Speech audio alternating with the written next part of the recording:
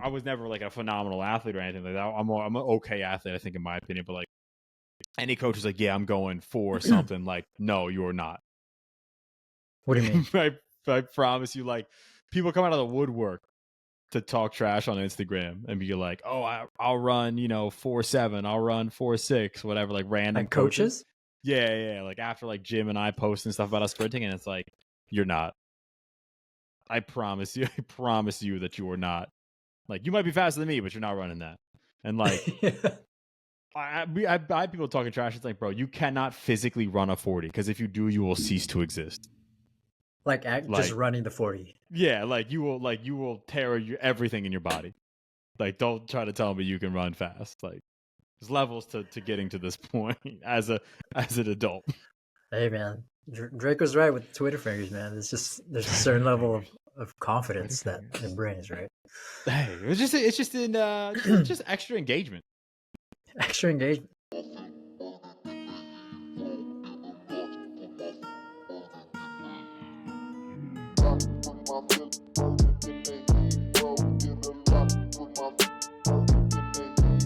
How you doing? How you feeling? I'm just trying to get running like you. That's the thing. You got a ways to go, man. So for the audience, I just to let y'all know, I tore my Achilles, running from the cops, jumping buildings. Classic. So then I was out, but no, I tore it last Friday, which was the 23rd February. Yeah, did the same move I was doing playing basketball, and all of a sudden, I looked back, I was like, nope, nobody kicked me. Nobody's behind me. I was like, this is it. This is the kiss of death. That's what Kobe said. So I just stood there. I didn't even fall. So, I planted my left foot. I was like, damn. I looked down. I didn't see nothing. And I look up. I was like, all right, I'm going to walk to the free throw line. Shot my 2 free throws. And then I already knew I couldn't walk on it. Couldn't do anything. So that's the day 0 recovery. Day 0. That's hard bodied as hell to not fall down, though. Tough as nails. I guess so. I mean, I think because I knew what it was. Yeah. Is that from just like hearing people talk about it? I mean, it's a very common injury in basketball for the especially in adults.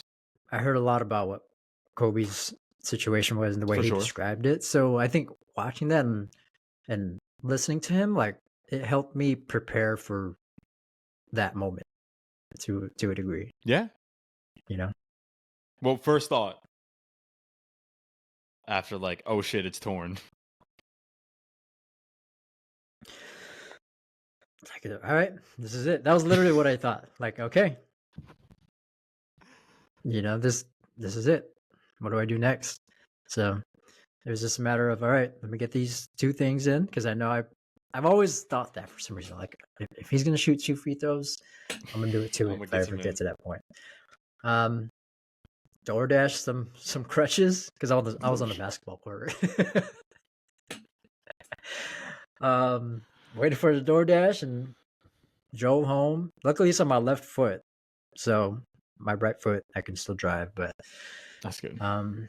Yeah, it was just a matter of like, okay, what's the next steps here, and then doing my best to not catastrophize the injury, because I could have easily said like, oh shit, 5, 6 months, 7, 8 months, whatever I planned to do, I can't do anymore. Mm-hmm. But if I kept going down that road, I would not get anywhere. So it's just a matter of like, okay, this is what happened. This is what I got to do next, and it's just one step at a time, right? Man, he's stoic as hell. That's I mean, that is the best possible mindset to have in most situations, but especially in a situation like this where it's like, what's done is done. Yeah. So that's all. I mean, hopefully people can get some learnings from this injury. It's not an easy injury by any means, because I literally can't walk, but I could be mobile. And I was telling people the other day, like, you know, when you're sick, you have a flu, you can move, but you don't want to do anything. Like, you don't want to move, right? This injury is like, I can't move, but I actually do want to do a lot of stuff. Hence why I'm on this podcast. Like, I'm fine. You know what I mean? Like, please give me something to do. Yeah. So I'd rather have that for sure. But it's just a matter of a longer waiting game Yeah. that I'll keep everybody posted on. But it's gonna be a good recovery. I'm confident with it. It's just a matter of time, waiting, being patient. This is gonna be your audio documentary, JT Road to Recovery. Road to recovery. So you had surgery what, Tuesday? Yeah, about 3 days after. So I had the injury Friday night. I was like, man, I ain't going to the ER. They're not gonna do anything for me. Yeah. It's not medical advice, so if there's any point you want to go to the ER, don't take my advice on that. But I waited. You know, I was like, what do I do? I did some internet searching and just wanted to make sure I was taking the best possible steps to do what I need and not do any irrelevant steps. And for me, it was the ER because the whole bill stuff and whatnot. Because I wasn't bleeding or anything, right? So, yeah, I took about 3 days, got surgery, and day 1, day 2 was tough. But I had some meds to help me out, and I think this is day 4, day 5 now. So, yeah, good to go. And then you're booting for how long, you think? we'll see. I got follow up tomorrow with the doc, and I just want to get a clear timeline of what my gait process will be. Yeah. But once I hit physical therapy, I'll be good. Like, if I can actually get out of the boot, do some exercises, I'll be good. Yeah. So I think one highlight from one of our episodes was the underrated exercises, the parallel bars. I got a pair on Amazon. There's a pair of parallels. I've been doing some all upper body stuff, so thank you for that. Electric, and some deep ranges on the push-up. Could you get into some L sits? Taking an L and making an L, you know? That's all we do here. Damn, man. Well, I mean, this sucks. Obviously, wouldn't wish this on anybody, but I mean, you're handling it better than I would, and I'm excited to see, and hopefully people could take a peek into like what the road to recovery looks like and can learn something from it. Yeah, I'll keep sharing. You know, what my process is, but I think the best thing I can advise anybody with is it's a matter of learning like what's the next step or what the step that you need to take now, and don't really overthink about what the future looks like because you can't really, you know, predict it. Yeah, I can predict this, but no, it's just a matter of all right, what's next? I love it, and that in relation to predicting it, that was my first thing. It was like this can happen to anybody, right? Like there's in my opinion, like injury pain to a certain degree is just part of the human experience. Like shit happens, but and yes, we can mitigate it. Like yes, we can reduce risk, but like how much? Heck, if I know. Yeah, like I mean, you're locked in doing this stuff, training weekly, monthly, like not doing crazy volumes, like progressing things intelligently, and stuff can just happen. Like it's so complex. Yeah, and keyword there is reducing injury. Like if there's any program you see that prevents injury, I steer away from it. You can only reduce steer away. You know, and I think I did the right things for the most part, and you know, I did that step 1,000 times. I've done more intense things 1,000 times. 0 warm up. You know, and that's the thing. I've done warm demos from like depths, and then I've been standing for like a past hour. So it's a matter of, you know, like you said, just happens. It happens, man. It absolutely happens. But I'll be good. Man, be good. I'll be good. You're staying positive, man. Staying positive for the people. Let's switch gears. Let's get into today's topic. Hopefully a fun one for the folks in line with just us as people. Just more reflection. More reflection. I like that.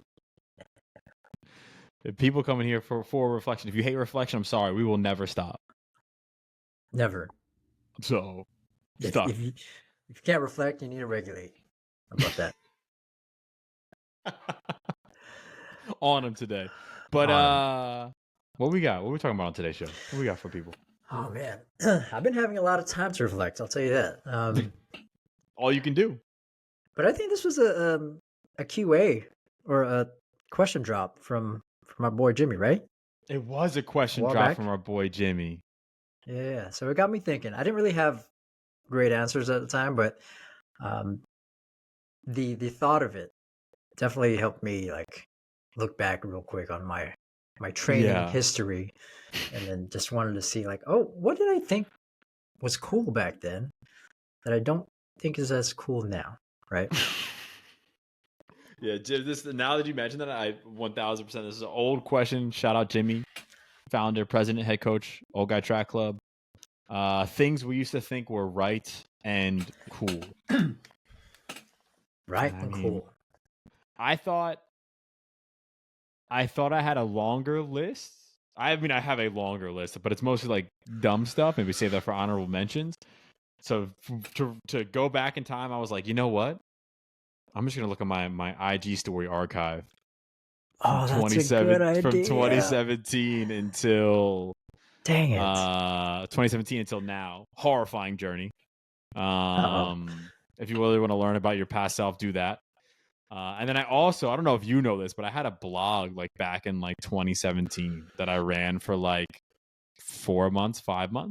And I went back and found, the website's dead, but I went back and found in my old Google Drive the old posts and read those.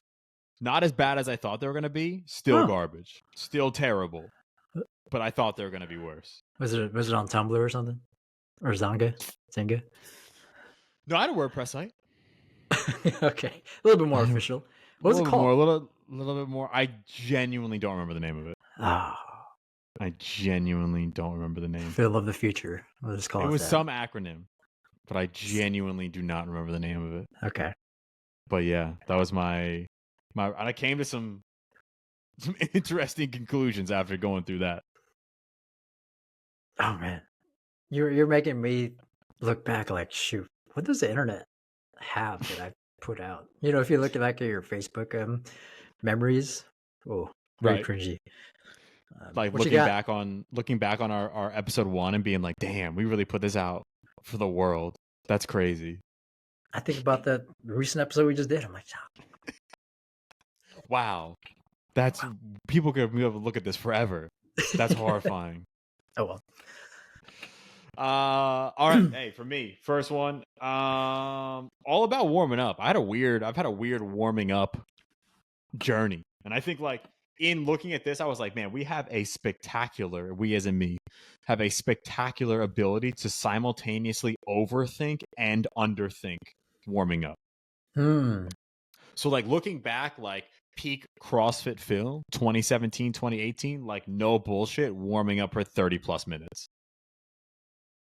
And like that was like for me, like I was like known for that, which is a weird thing retrospectively to like be known for. Used to think it was right and cool. I think it's lame as hell now. But I was like, you know, however old I was in 2017, I cannot remember, 25. I can't do math. And like nothing, no responsibilities, in a gym all day. Like I'm just gonna work out train for like 2 hours a day, like whatever. So like I had the ability to warm up that long, even though it's a monstrous waste of time. But it was literally like, I'm going to warm up every single joint in my body. Like it was like the whole nine. Like I'm gonna do soft tissue for every joint, and then I'm gonna do some dynamic stretching for every single joint in the body, and then I'm gonna do like some specific barbell work for a while, and then I'm gonna do some like specific like gymnastics prep stuff and some cardio prep stuff. Like when I was competing in CrossFit, like it was an experience to train with me because the warm up was absolutely, and just warm up my knees for 10 minutes for no reason, like just absolutely absurd. Sprinkle some bird dogs, like it was a whole thing. And then after that, I was like, this is taking up too much time. I'm just gonna stop warming up. So then I just went full, like legit in raw, no warm up, just grab a barbell, start moving around, see what happens. Like, why did I do either of those things? Pendulum swung. Pendulum swung on me hard. Swung on you hard. So what you thought was cool was warming up for a long period of time, or that's what you thought was right, or both? Both. Like I genuinely thought like that was like improved performance, like significantly. I thought it was like massively reduce injury risk, like the whole nine. Like that was my 1000% my thought process. Like the warm up is like the most important part of the workout. Was like genuinely a thought process that I had. So where are you now with that? Hopefully in the middle of that pendulum, probably more towards not warming up. It depends on the day. Like I think it's definitely not the most important part of training. Like it might be for some, but if that's the case, then it's not your warm up. Like it's a training stimulus. Like, and that's okay too. Like let's just call it what it is. But like, yeah, yeah, I think I know you can do other things in the warm up and still be effective, right? Like you can put accessory work in the warm up. You can put like quote unquote corrective or mobility work in the warm up, right? And work on your personal issues and limitations, things like that. 100%. But I think like just generally moving for a little bit can be massive. Like just getting on the bike for 5 minutes. sure. Like people kind of poo-poo that can be massive. But for me, I had the most success now, and it's just like just individualize how I feel. Like, am I feeling great today? Let's get after it. Like, I don't need to. Like, I don't have I don't really have many mobility restrictions. So it's like I'm just gonna let it rip today. Like, let's just start jumping around, see how we feel, progressively increase the intensity. We're training, right? Now there's other days where I'm like, man, I feel like trash. Let me ease into it a little bit more. But either way, I'm keeping the warm up under 10, probably under 7. Like knowing that like, yes, I do have the time to train still, but it's like I'm trying to maximize my time and be efficient with my time as best as possible. And like, how can I get a good, effective training stimulus in like 45 to an hour? Okay, that's right. You know, that didn't make it on my list, but I was actually known for that too. For when I was playing in a lot of my basketball leagues. Shout out Uncle Drew's. So they'd wait for me. I was like 45 minutes in the corner doing all the foam rolling, you know, dynamic stretching that I just learned from, you know, bodybuilding.com or T Nation. He's like, I got this. The warm up guy at the court. Just a hoop. Like I was in the corner, you know, shooting the ball, and I didn't need 45 minutes to warm up, but that's what I was known for. I felt the same. That's funny. I'm wondering if it's because of what we learned as coaches. Yeah, I think it's some of it's like just getting wagged by the industry a little bit. Like that is that I think that's where the industry was at when we came in. Yeah. It was like supple leopard, it was corrective exercises, it was, you know, the whole 9. So I think when we were like pushed, like we graduate college and all of a sudden we're working in the field, like that's what was super hot. Yeah. And like I think there's definitely value in a lot of that stuff, but like to be thrown into that and not know anything is wild to think about. Right. Like to think becoming the supple leopard's like the 3rd training book I read is crazy to think about. Yeah. I was like, that's all I knew. Same. How to become supple. Well, it was a reference guide for all the great coaches, right? So when you listen to them or you read their articles, you're like, all right, let me go pick up that book too. Yeah, and if you're talking shit on the supple leopard now, I know you read it. I know you was hyping it up. Don't act like you weren't. I know you were. It's okay, but I know you don't act like you weren't because you were. It's okay. You better be supple. Yeah, you were supple as hell. I seen you. Don't act like you weren't. You're lying. You're lying to yourself. You're lying to the people. Right. 1000%. I still like that book. Shout out Kelly. Shout out K-Star. There are some things in that book that I still use. Like I'll definitely still use some banded distraction stuff. I'll still use some different variations for my thoracic extension because that's something that I'm actually not great at. But like, do I use it? Is it something I live and die by? No. Do I do other things with it? Yes. Like, Yeah, you don't need you know, 30 minutes of your 45-minute workout to be all that, right? yeah. You don't need to be that supple to work out. You'll get supple by working out. Exactly. Yeah. So that was one for me. It was like, okay, don't overthink it. Don't underthink it. Yeah, find that middle ground. It's tough. It's not easy. As a coach, that's tough. We'll probably have a full episode on warming up. I don't want this to become that. Yeah. And how we do it, like specifically like what we like to do. But right. Yeah, it doesn't always have to solve the world's problems. Like it can just be I'm getting warm and that's it. And that's okay. It does deserve its own episode because I have a lot more thoughts on that. So yeah. We'll save all that stuff. Let's not turn it into that though. What you got for me? So this one was easy. It's probably on your list. Actually, no, I don't know if it is. Elevation mask training. Oh, I was never an elevation mask guy. No? You were an elevation mask guy. Yeah. And here like Bane. It would look cool. You know? It does look cool as hell. I'm not gonna front. When it first came out, you're like, oh shoot. You look cool for one. It makes it harder, 2. Huge. And 3, there's backing behind why it works, right? Yeah. So I was like, all right, sign me up. Get me in there. So all things checking off right. What I thought was right, what I thought was cool. Literally smashing it.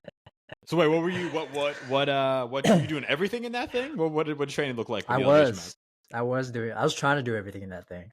So I was running like neighborhoods. I was like, I'm gonna make sure people see me in this. Scaring the hell out of kids. You're gonna see me working hard. And I was doing weight training, like literally everything.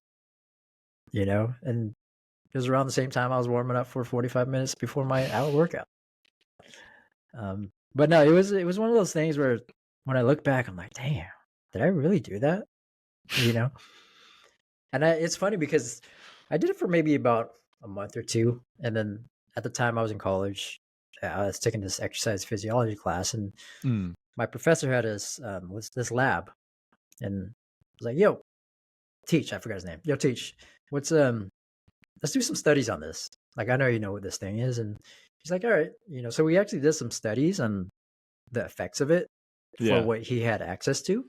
And what we found was it didn't improve the ability to train at high altitudes, which what it was sold to propose. But it did improve a lot of intermuscular lung capacity, or like your ability to breathe, which kind of makes sense. It just restricts you to breathe. Yeah, exactly. So you improve the muscles around the lungs, or your breathing muscles, essentially, what we found, to improve. Yeah. To what extent, I don't know. The risk, is definitely not worth the reward there. But when I saw the studies and I did it, I was like, okay, this makes sense.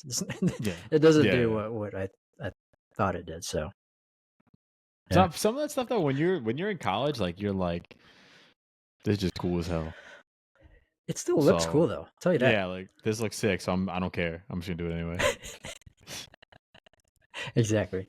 So yeah, that was one of those things where I still have it too. I'm gonna always keep that thing. Keep that thing on you. But yeah, it's a very, it swung me. I'll tell you that. Yeah, I listened, and it was like relatively inexpensive. I remember too. Yeah, it was like $30 or something, 20, 30, somewhere in that ballpark. So it's like accessible and all that stuff. Yeah, it's funny that like cardiorespiratory training and like lung capacity training, or like breath, like training is like super popular again. You can buy like a $400 or $300 whatever, like breath training tool and all this stuff to like build your lung capacity, like regardless of like your actual cardiorespiratory fitness. But it's like, I think like in case of the altitude training mask, it's like, did you feel like it severely limited your outputs when you were using it? I don't know at the time because that was the only thing I was focusing on. Like, damn, I'm doing this thing that's making my workouts hard, Yeah. you know? And if I Yeah. look back, like the outputs that I was actually, expressing at the time, if I was weightlifting, it wasn't like that that different from the outputs that I would have without it. But I would just take longer because I couldn't breathe. Yeah. Right? It's the same thing. It's just I couldn't breathe. Oh, just need a little more rest in between sets because I'm gonna pass out. Pretty much. So it was literally like a waste time. I think that when I look Yeah. back, it was just a waste time. Still look cool though, so I'll give you that.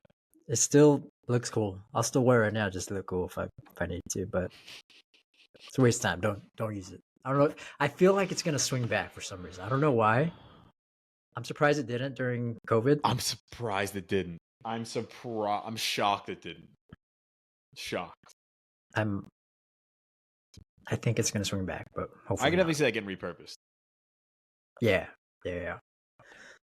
That could get a big repurposing. But damn, if we're going college, shoot, my obviously my biggest thing in college is being annoying about Olympic weightlifting and being bad at it. Annoying? Annoying. I was so annoying. I was just annoying everybody talking about weightlifting.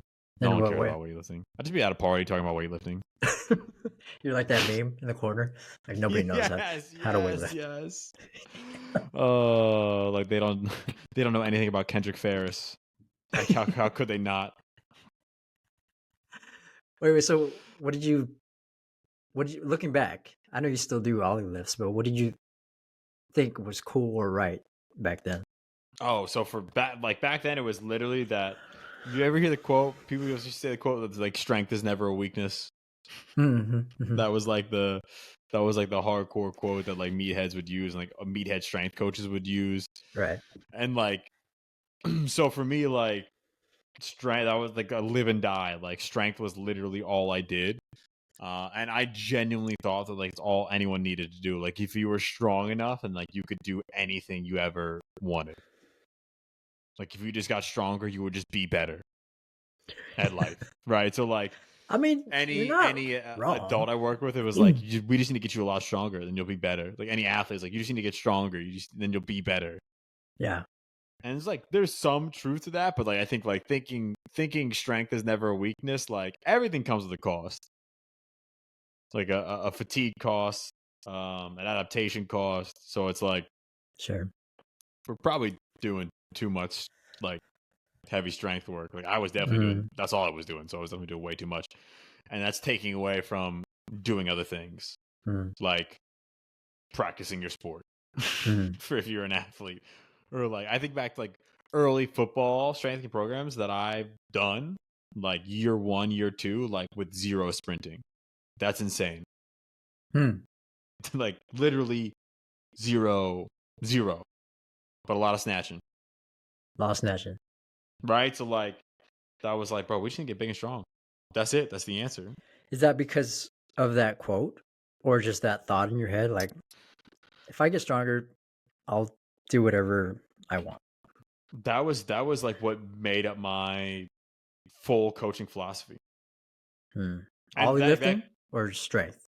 Both, probably a bit of both. Mostly weightlifting, but I kind of view them as one and the same. Like I got strong through weightlifting.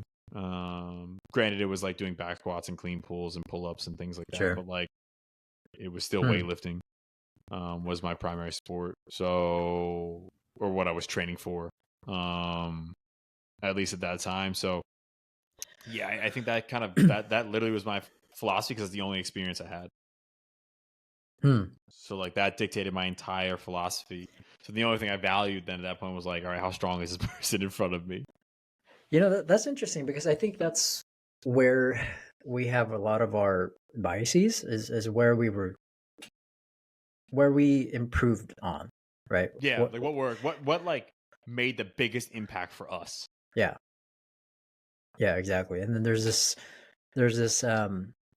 self fulfilling prophecy, for lack of better terms, that like, oh, if I do this, then I'll get better. And when we get better at it, then it like kind of reaffirmed what we thought at the time. Yeah. Right? So for you, if I get stronger through weightlifting, then I could do more things. And I'm pretty sure you did, right? Yeah. And you got better at it. So then you're like, all right, I'm gonna continue to get better at it. So what shifted from that to where you are now? I for me, it was just education.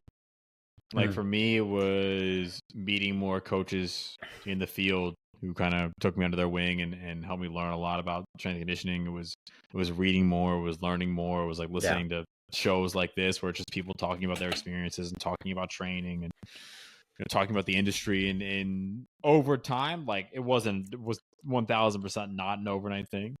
But over time it was kind of like, oh shoot, okay, like I don't have the answers, and like, oh man, maybe I really am doing my athletes, my clients, a massive disservice. Some of it was working, when I first started working with Exos, like that was a big eye opener, a big change in my philosophy, my thought process, and how I program, just from learning. But it would be cool to say like, man, this athlete, like one thing changed and it totally, boom, I'm different now. But it was like a long, slow, not sexy process. That's often what it looks like. Okay, I like that. Well, on the same note, with me, I was in the functional training is functional goat. Guy. It was the thing. Like if I went to the gym and I saw people doing some bicep curls, I'm like, what are you doing, bro? Like, do you not know anything? Like what were we doing? Why were we doing that? Doing what? What do you mean? Like that's so, like looking back, why are we being so mean to people who were doing curls? I think it's the thought of us knowing more. I feel like if I look back, like, well, I'm smarter than you. You're doing bicep curls. Sorry. This guy's a dumbass. What are you doing again? What are you doing, triceps? You know that's actually bad for you? You're not standing in a Bosie ball? What a loser. Right? I was a big Joel Seaman guy at the time. Going seeds. I was a big seed guy where like he posted something. I'm like, oh shoot, that looks tough. That looks hard. Very functional, whatever that word means at the time. Yeah. And I do it, right? And I think just the superiority complex of us, or me feeling like I knew more, it pushed me to do more. Yeah. In that sense, in that direction anyway. Right. Oh, this is very complex. This is tough. This looks cool. I know a lot of you can't do it because you're just doing bicep curls and chests. So I'm going to do this. Right. So then I do it more. And then if I look back, I'm like, the intent was very different. The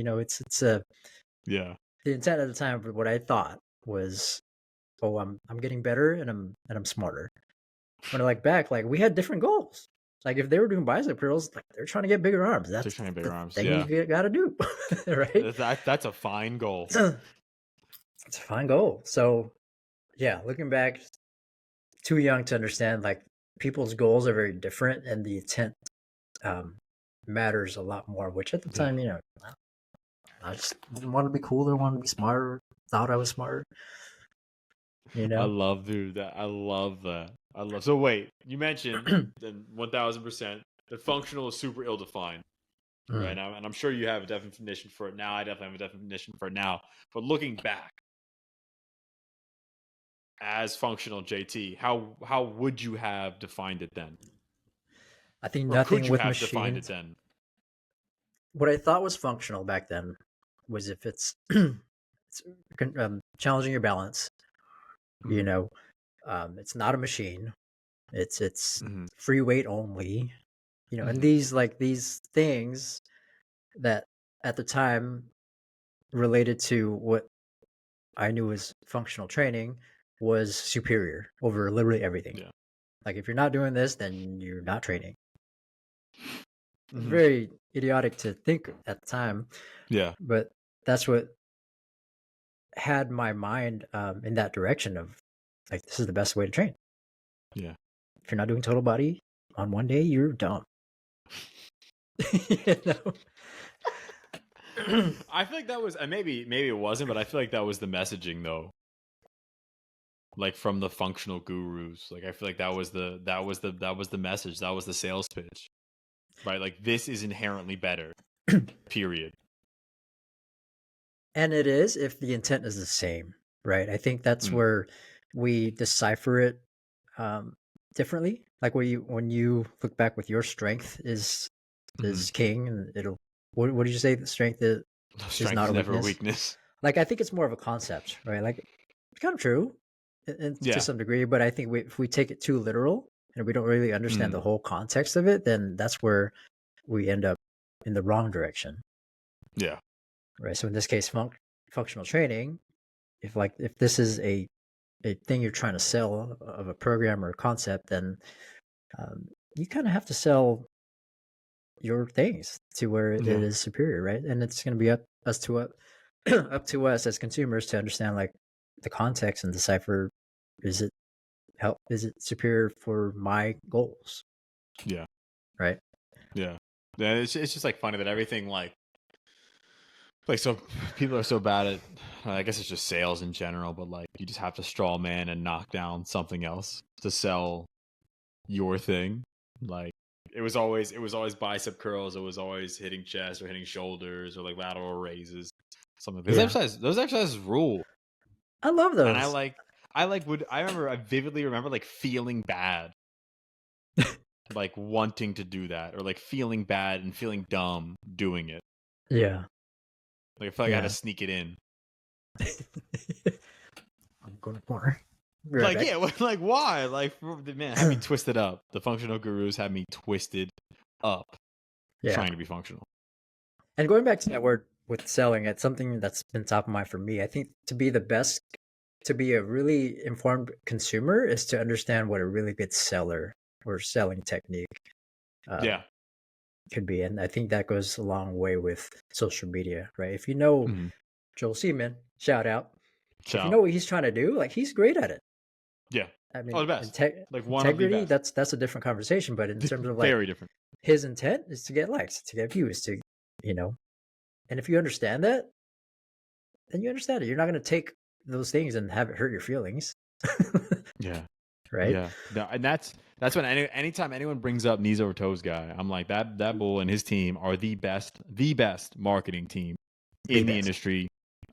The best right now. Yeah. It's a matter of selling your idea, communicating. I haven't been to a gym here in Philly yet. When I would go to the gym in San Diego, which is, a random local gym, just people working out, getting fit in there, like not coaches, not trainers, they had like 3 personal trainers or something like that in there. But he had multiple people walking backwards on the treadmill. Like if you get people looking dumb as hell walking backwards, I mean, that's crazy. Multiple.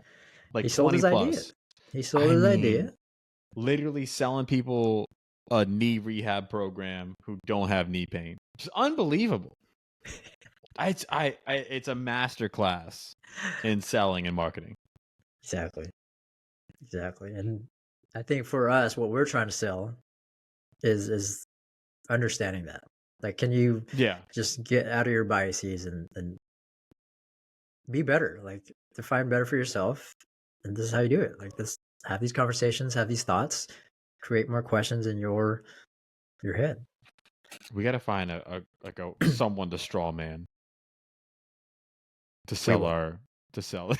We will. Just give it time. We will. But yeah, that was a functional training. I think that's before we move on for that. I think that's a interesting keyword or buzz term. I think it's still going around now. It still exists out there a little bit, for sure. What is your definition of that, or what was it before and what is it now? Before, I'd probably say something similar to what you said. I think back to like my heavy CrossFit influences and being like, we don't need machines. Our body is the machine. Like looking back on it, that was something I used to think was right and cool. Looking back on it, it's like the douchiest thing you could ever say.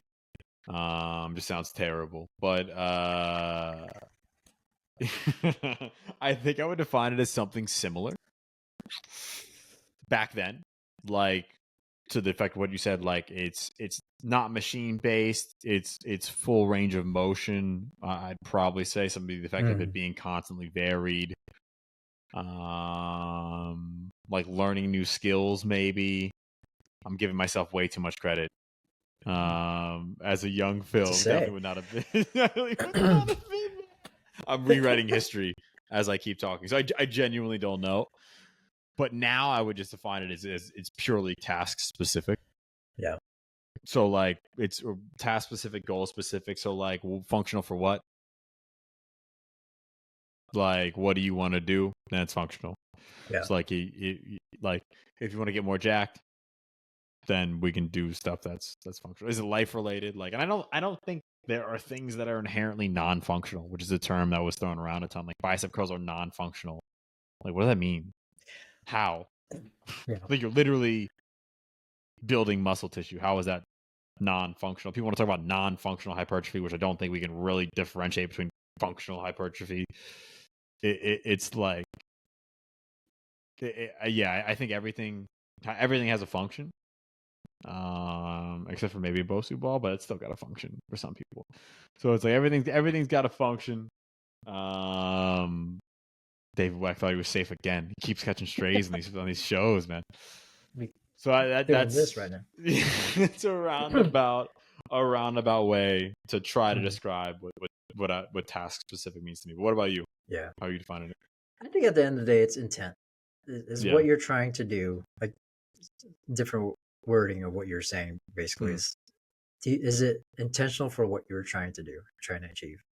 Yeah. Right. Does that exercise does it achieve a goal? Or exercises, the program, does it achieve a goal?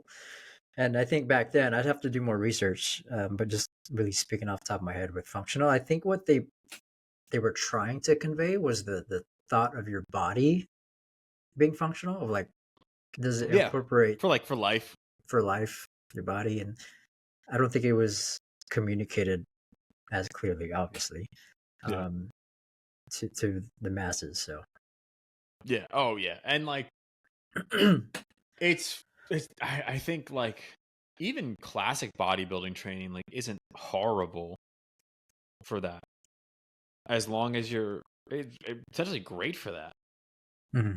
Like if you train chest and tries, back and bis, legs, shoulders, whatever, and then like you go on a hike once a week, you're probably pretty all right. Like way better off than most people. Exactly. Like there's still gaps in it, but I think it didn't take the context of your life, which I think our lives with limited time. That's where the functional gurus were like, all right, limited time, let's do total body, or whatever it is. Yeah. That's where it worked. So yeah, that's one thing that CrossFit definitely sold, was like preparing you for life, so you'd be like the most well-rounded human being and be able to do anything like do anything that life throws at you. Right. But I was always so damn sore that I like couldn't do anything else other than CrossFit. And granted, I was like training hard and like training a lot to compete at a medium level. But like even like the training was so varied and could be so varied that it was like you never got that repeated bout effect. So it was like, oh shoot, I haven't done push-ups in 2 weeks. Here's 100. Oh shoot, I haven't done lunges in 3 weeks. Here's 40. Like, so like you were just like be smoked, like throughout the week. So it was like I felt like it was so hard to go play tennis. It was so hard to go, on a hike. Because I just felt like beat up from the training. And granted, I was doing a high volume of intense training at that time, but the messaging being like, this is for life. Like, I think that can, depending on how you program, like really fall flat, and you really miss the boat and just make people really sore. Yeah. Again, it's a concept. It's the concept is right, but how the road to that may not have been the most efficient or optimal.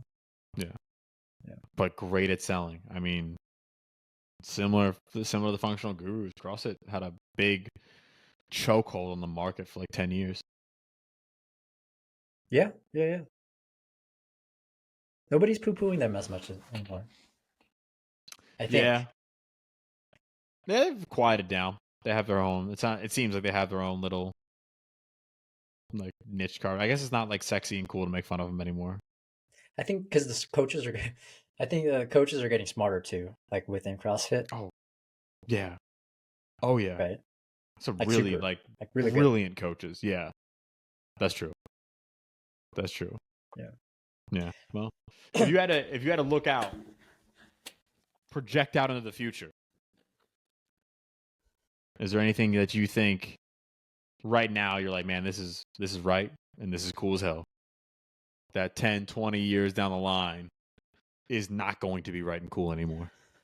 This was a tough one because I'd have to be very vulnerable, which I'm okay with, and I just look at what I do and what I think is right now, and guess, Yeah. and have the possibility of it being very wrong and not cool. Right. Which I think if I look at whatever I do now and it's all uncool and not right, that's fine. Yeah. But for me, I think it's going to be a lot of AI technology. Oh, okay.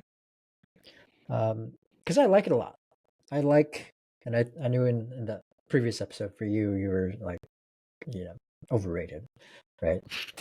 All this technology you're doing. But I like it a lot in the sense of there's potential value. Like I don't know what it is yet. I'm sure smart people, smart coaches have a better insight with this, but Yeah. for me, I just don't know what it is yet. But I know there is a lot of potential value, especially with like the Whoop, the 8 sleep mattress that I use, all that stuff. How I can see it being uncool. I guess those are bad examples because they're mainly for recovery. But I think specific to training, like the Peloton and all these virtual type of offerings, I like it a lot now. Like if we were to have the Vision Pro and I get a holographic feel right there training me up, I'm like, I'm all about it. Yeah. Right. That's cool. Like, how do we do that? How do we move forward? How I think it would be uncool is I don't foresee us learning how to bring the human aspect out of it. Like I don't. Yeah. The human aspect of empathy, your what are those neurons? Oxytocin type of chemicals that literally only happen when you're eye to eye with somebody in person. To a degree, like those things you can't replicate, at least from my understanding. So I think 5 or 10 years from now, I'm like, damn, what was I thinking? Like we need to be in person. So yeah. What about you? That's fair. Yeah, AI definitely has become like a new, just kind of like marketing buzzword. Like everything has AI integration, and I think it's like intentionally vague, or at least seems intentionally vague. So I was like, man, that's sick. But like, what is it actually? What is actually happening in there? These are two coaches talking, by the way. yeah. I had a couple of thoughts.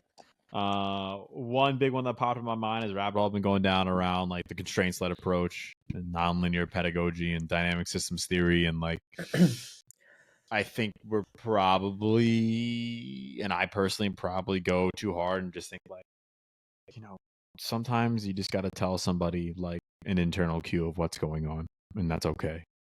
Like, you know what I mean? Like, you don't have to come up with some insane like drill where you manipulate the environment and you got all these constraints going to get them to move their leg a certain way, when they're changing direction, or to kick a ball a certain way when they're playing soccer. It's like we don't need to be doing like multiple different ball type drills and different small sided games. It's like I think it can be taken in all its complexity and blown out, but I think it's probably better to remember that we can use our coaching cues as constraints. Like we can use how we manipulate space as constraints and things like that. So I think for me, I'm still kind of down the rabbit hole of the environment is king. Manipulating the environment is king. But I could definitely see 5 years, 10 years down the road, maybe 20 years down the road, like being like, yeah, you know what? We went too hard. We went too far. And like I got too far away from just like a standard practice structure and like standard known skill rehearsal. Like maybe there was something to that. You know, like I'll even see people saying like, you know, just shooting drills, spot shooting drills, like have no effect. And it's like, that can't be true. Yeah. Like that can't be right. So I think I'm swinging with the pendulum a little bit as far as the environment goes. I'm trying to pull myself back because I think a couple of years in the road, like might have gone too far. It's an interesting question though, because I think if we look back at what we just talked about when we were not as educated, I'm sure, hopefully looking back 10 years now, we're not as educated, but at the time we weren't aware of the swing, like the pendulum. We didn't know it swung us, but we do now. So it's interesting to think about it being 10 years from now. Like, can it actually swing us knowing that there is a swing? Yeah, I think like it yes and no, right? I feel like it's tough because changes can be so subtle. It's true, right? Like you look back over 5 years and you're like, wow, I really something I loved, I hate, and it happens slowly over the course of 5 years. It depends on how rapid things are, how fast research comes out. You know, how quickly the body of evidence changes. Like if a new hot meta-analysis comes out and then it's like boom, everyone's talking about it. That's something that can really swing the pendulum quickly. Like I feel like it was like a year or two ago where it was like a meta-analysis came out about like mini bands not being effective for like, you know, quote unquote glute activation. You don't need to do it. And it was like boom. Everyone was like out, trash. You know what I mean? Like that's something that can swing the pendulum fast where you're like, hold up, let's slow down here for a second.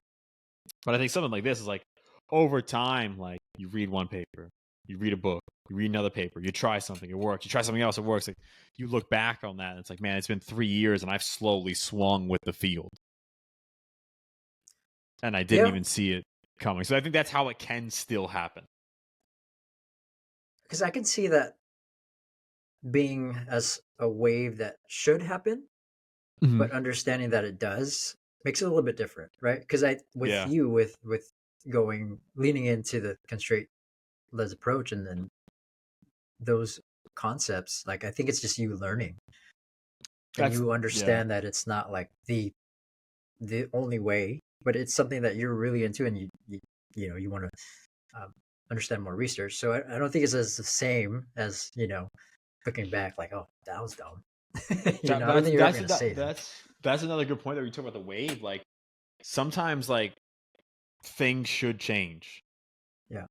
In the industry, like fundamentally, like it's still a super young industry, right? So we're gonna keep having like there are some like quote unquote best practices, but like they're still probably poorly defined, and they could very well change. And sometimes things should change; they need to change. But it's like, how do you know when you're riding the wave of change for good? And how do you know when you're swinging back and forth on the pendulum? Sure. Right. And that's like a tough, because it could look exactly the same. Like you look back on the swing from we're just like training hard, like golden age of bodybuilding, to fun, to like functional training, corrective exercises. I'm treating everybody like they're hurt. I'm treating everybody like they can't move. To now it's swinging back and being like, people aren't inherently fragile, and we can train hard and we can do whatever you want to do and all this stuff. Like, and you can train at end ranges and get really strong at spinal flexion. Like the pendulum's swinging all the way back, and it's like, is this a wave of positive change, or are we just swinging around? Yeah. at the end of the day, I think those questions, if they remain questions, that's where you want to be, Yeah. right? Because the word identity comes to mind when I look back at all the things that I thought were cool. Yeah. Like that's who I framed myself to be, right? If I if I thought functional training was cool, it's because I framed myself as a functional training guy. Like I was the guy who knows the stuff, and that's where I put my values on. So then I would Yeah. stand on it more, and shoot, the wave hit me. I didn't know, right? But I think looking where I'm at now, I don't know where we'll be 10 years from now, but I think understanding that identity typically comes with that wave, right? And it usually swings us to that direction. Yeah. No, that's probably the best way to think about it, right? Is this my identity? Or is this just something that I think works well right now? Yeah. Yeah. So I think we could have came up with a lot of different honorable mentions. Yeah. I want to hear yours. Do you have a few? I got it. Do you know I got a few honorable mentions? Yeah, on my brain dump. On my brain dump What do you page. got? Doing burpees. Well, that's fair. You were in CrossFit, so was it because you were in CrossFit? Yeah. Okay. Say so. And people just love them. Yeah. I don't think they're inherently bad, but I don't think they're great for much.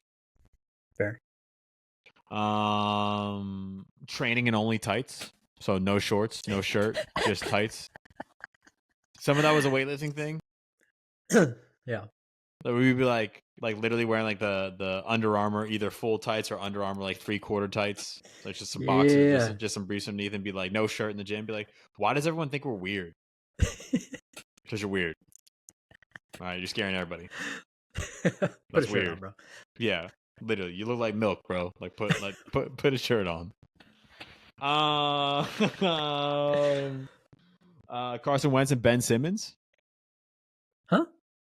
Is that for this show? No. Wait, what'd you say? I said Carson Wentz and Ben Simmons. And put two? Yeah. Is that? Are we? Is that not? That's fine. Is that not? Is that okay?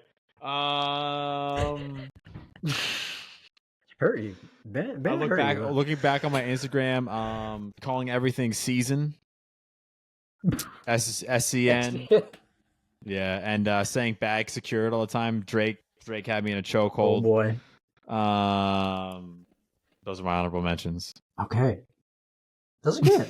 I like those. Outside of Ben Simmons, Under Armour made it mine. Like, because I had no muscle, not anymore. Hold than up, I you remember? Now, do you remember the Avengers Under Armour super tight shirts? I don't know. I never had it, obviously, but I don't know. They had like the Superman ones and stuff like that. Yeah, yeah. Yeah. Why did you have them? I think I had a Captain America one. It's a horrible look. Yeah, bro. Oh man, I had a lot, all the way up to here, I'm not hooping without that. 3/4 tights. Shorts ain't right without them. Butter and coffee. Is that one? Oh my That's god. Fair? Yes. It's actually MCT delicious. Oil? It's great, but I thought it was I thought I was superior. Like, you don't have MCT oil coffee? You're a loser. Idiot. Your brain does not work the same way my brain works. Oh man. What else did I have? Program hopping. I don't know if that's considered cool, but I would do it a lot more. Or I would do it a lot. Yeah. Yeah. So I jumped from different programs. Muslim fiction was in my bathroom every issue. Oh, I love that. Honorable mentions. We'll have more. Yeah. They'll keep coming up. God. Butter in your coffee at Paleo. That's right. I love it. Actually, I'm gonna buy some more. It's good. It literally it's tastes delicious. Good. It's delicious. Like literally, butter in your coffee with cream and you just froth that bad boy up, it is unbelievably good. The word froth makes it taste better too. Yeah. You know? Froth them up. I mean, it's just magical. Like, I think it definitely expedites bathroom time. Yeah. But it is what it is. It's fine. It's delicious. My brain's on fire. Why would I give that up? I'm literally thinking faster than you. So like when you wake up and you don't put butter in your coffee and I do, you already lost. My neurons are running 4-2-1s. Tell you that. You're doing 5-6s. When I put butter in my coffee, I'm doing like 3 days of work in one day. So I'm already a month ahead of you by the end of the week. I'm gonna sleep 8 hours in 3. I'll tell you that. We're different. We're simply different. All right, we Me can and do you. this over. No, us and the non-butter believers. Oh yeah. Let's get Dave Asprey on. No, that guy sucks. But all these guests that you just don't like, I want them on. If Kerry Gold Butter wants to sponsor the show, Kerry Gold Butter can sponsor the show. Shout out Kerry. Shout out Kerry Gold, baby. All right, let's wrap this nonsense up. JT, where can people find you? On Instagram, coachjt.mp3. Are you still threading? I'm still threading. I'll probably be threading a lot more since I'm in the cast right now. So put some thoughts there. Just engage with me. Help me out. Yeah. Please jump on JT's Instagram content. He's got nowhere else to go. Stuck home. You can find me on Instagram at Nashville and Threads at Nashville. You can find the show on Instagram, Threads, and YouTube at Pushin Performance. No G, as always. If you love the show love how you're supposed to. Drop us a 5-star rating and leave us a little review. Just talk about how much you love it. Share with a friend, share with a colleague, anyone you think would like it and can level up. And as always, we'll catch y'all next time. Peace. Later. Peace.